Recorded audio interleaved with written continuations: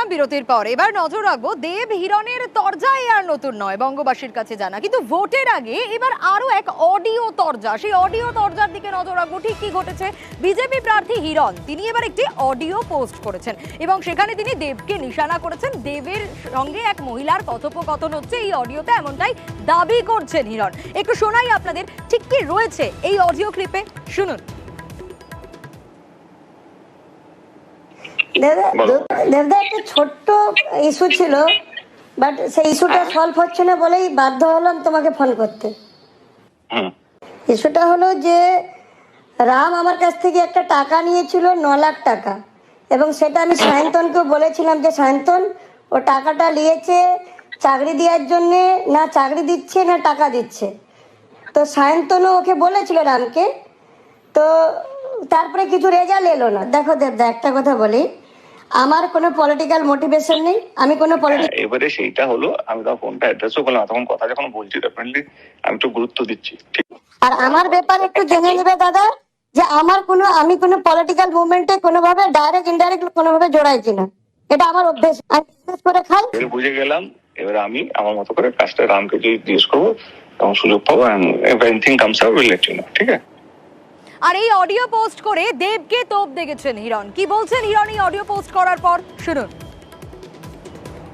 আমি যে অডিওটা ভাইরাল হয়েছে, যে অডিওটা আমি পেয়েছিলাম, যেখানে উনি নিজে বলছেন, আশ্বস্ত করছেন প্রার্থী বা যাকে হোক যে না কোনো চিন্তা করো না, আমি নিশ্চয়ই রামকে জিজ্ঞেস করবো। একদম পরিষ্কার বলছেন যে আমি রামকে জিজ্ঞেস করব কি হয়েছে, আপনার সঙ্গে কত টাকা তুলেছে, এবং আমি চেষ্টা করব আপনাকে জানানোর।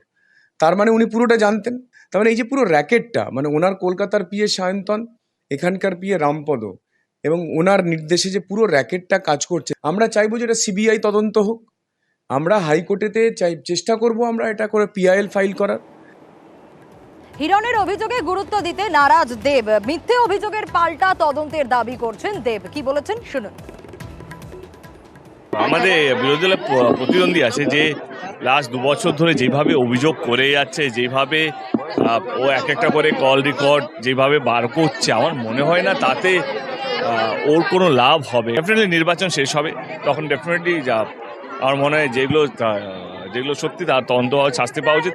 এবং যদি মিথ্যে অ্যালিগেশন দিয়ে করা হয় এবং সবটাই যদি এডিটিং যদি করা হয়, কারণ অনেকগুলো কল তার মধ্যে এডিটিং করা হয়েছে, ভয়েসগুলো চেঞ্জ করা হয়েছে, মহিলাদের ভয়েস লাগানো হয়েছে, এরকম অনেকগুলো কিছু আছে। তো সেইটা যদি হয় তো সেটা নিয়েও আমরা অ্যাকশন নেব। আর এই ঘটনার পর কি বলছেন শশী পাজা, কি বা বলছেন বিজেপির তরফ থেকে সৌমিক ভট্টাচার্য, শুনুন। ভারতীয় জনতা পার্টির যে প্রার্থী রয়েছেন, পরিষ্কার বোঝা যাচ্ছে তিনি হারছেন।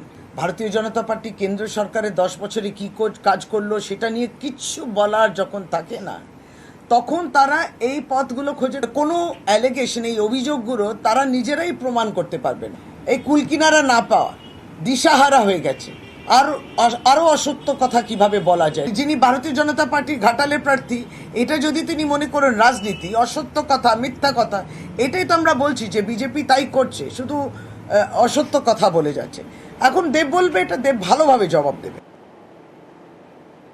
এখন তৃণমূল কংগ্রেস কল রেকর্ডের ভাইরালের রাজনীতি শুরু করেছেন। ক্রিয়া হলে তার প্রতিক্রিয়া হবে। এবার কেউ হিরণকে দিয়েছে, সে সেটা প্রকাশ করেছে। পশ্চিমবঙ্গের এই রাজনৈতিক পরিমণ্ডল তৈরি করেছে তৃণমূল কংগ্রেস।